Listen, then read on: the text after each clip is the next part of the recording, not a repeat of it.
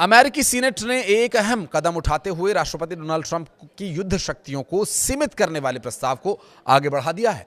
अमेरिकी सीनेट में गुरुवार यानी 8 जनवरी 2026 को हुई वोटिंग में 52 सांसदों ने प्रस्ताव को आगे बढ़ाने के पक्ष में, 47 ने विरोध में मतदान किया। इस प्रस्ताव का मकसद यह है कि वेनेजुएला के खिलाफ आगे किसी भी सैन्य कार्रवाई से पहले राष्ट्रपति ट्रंप को कांग्रेस की इजाजत लेनी होगी।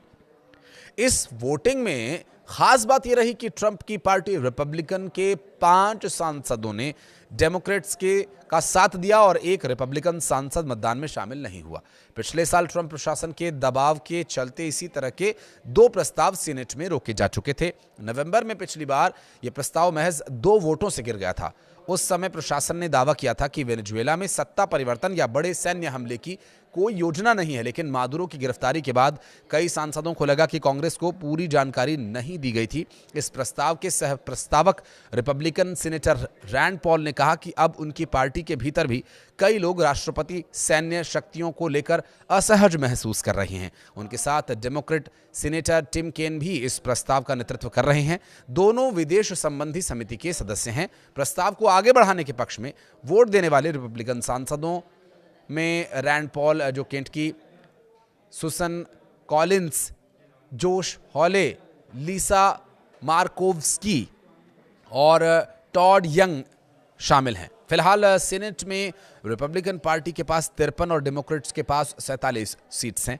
और अमेरिका के प्रेसिडेंट डोनाल्ड ट्रंप ने ट्रुथ सोशल मीडिया पर एक तीखे पोस्ट के जरिए अपनी ही पार्टी के 5 रिपब्लिकन सीनेटर्स पर जोरदार जुबानी हमला बोला। ट्रंप ने आरोप लगाया कि इन सीनेटर्स ने डेमोक्रेट्स के साथ मिलकर के राष्ट्रपति की सैन्य शक्तियों को कमजोर करने की कोशिश की है, जिससे अमेरिका की राष्ट्रीय सुरक्षा को खतरा हो सकता है। ट्रंप का यह बयान उस वक्त सामने आया जब अमेरिकी सीनेट में वेनेजुएला से जुड़ी सैन्य कार्रवाई पर राष्ट्रपति की शक्तियों को सीमित करने वाला वॉर पावर्स रेजोल्यूशन आगे बढ़ाया गया।